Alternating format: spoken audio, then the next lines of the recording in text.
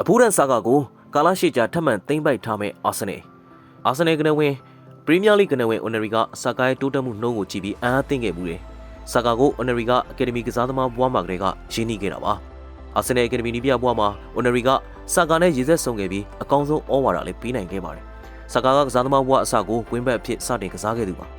ဆာကာက PR အောက်ကနေအမြဲတမ်းရုံထွက်ပြနိုင်သူလည်းဖြစ်ပါတယ်အဲ့လိုနဲ့ပဲဆာကာကပရီးမီးယားလိရဲ့အကောင်းဆုံးညာတောင်ပံကစားသမားဖြစ်လာပါတယ်ဆာကာရဲ့တန်ဖိုးကလည်းပေါင်တန်း20လောက်ကနေလက်ရှိမှာပေါင်တန်း100ကျော်လာပါပြီဒီအချိန်ဒီမှာအဆိုးဘက်ကကြည့်ရင်ဆာကာကိုအမဲဖြတ်တယ်လို့ကစားသူတွေလည်းပိုများလာပါတယ်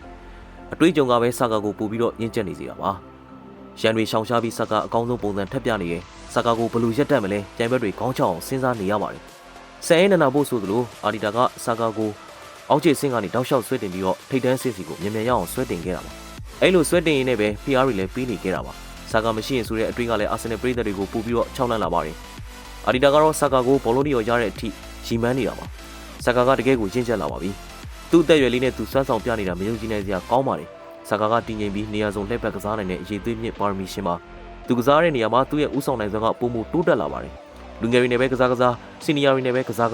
ဆာကာကအစွမ်းပြနေတာပါပဲသူကိုအသင်းပေါ်တိုင်းချစ်ကြပြီးကွင်းထဲမှာပွဲပြားချနာမှုကိုဖန်တီးနိုင်သူပါပြိုင်ဘက်တွေကိုကြော်ဖြတ်ပြီးကိုရီးယားထိန်းနှားရောက်လာတဲ့အခါဆာကာရဲ့ option ကဘလို့မျိုးလဲပြိုင်ဘက်တွေခံမှန်းလို့မရနိုင်ပါဘူး AI နဲ့တွက်ချက်တာထက်ပိုကောင်းမှုမဲ့ဆုံးဖြတ်ချက်တွေဟာအဲ့ဒီချိန်ဆိုရင်ဆာကာရဲ့အုံနောက်ထဲမှာနေရာယူထားပြီးပါပြီအကောင်းဆုံးဆုံးဖြတ်ချက်ကိုချထားပြီးပါပြီမက်ဆီစတိုင်ဝေးဝိုက်ကန်ချက်မျိုးဒါမှမဟုတ်ကိုရီးယားရဲ့ဆွဲပြေးဝင်သွားတာမျိုးလုပ်ပြလိမ့်မယ်ပြီးခဲ့တဲ့ရာသီမှာတန်ရန်ကျောင်း3လလောက်နားရပြီမဲ့ဆာကာက12ဂိုးသွင်းပြီးဂိုးဖန်တီးမှု73ချိန်ပြုလုပ်နိုင်ခဲ့ပါသေးတယ်လက်ရှိရာသီမှာလည်းဆာကာကအလင်းမိတ်မနေပါဘူး9ဂိုးသွင်းကဂိုးဖန်တီးမှု6ချိန်ပြုလုပ်ထားပြီးပါပြီအာဆင်နယ်ရဲ့အနာဂတ်ချန်ပီယံစီမံကိန်းအတွက်အဖိုးတန်ရတနာဆာကာကိုအာဆင်နယ်ကတော့နှစ်ရှည်စာချုပ်ချုပ်ဖို့စီစဉ်ထားပါပြီဆာကာနဲ့အာဆင်နယ်ဟာခွဲခြားမရတိတ်မကြခင်အချိန်မှာဆာကာနဲ့ချန်ပီယံအောင်ပွဲတွေကခွဲခြားမရဖြစ်လာတော့မှာပါပဲ M9 Sport မှာတင်ဆက်ပါတယ်ဘုံနဲ့ပတ်သက်ပြီးစိတ်ဝင်စားစရာကောင်းတဲ့အကြောင်းအရာတွေကိုစူးစမ်းတင်ဆက်ပေးနေတဲ့ကျွန်တော်တို့ page ကို like and follow လုပ်ပြီးတော့အားပေးဖို့လည်းမမေ့ပါနဲ့တော့အားလုံးပဲရှင်လန်းချမ်းမြေ့ကြပါသည်ခင်ဗျာ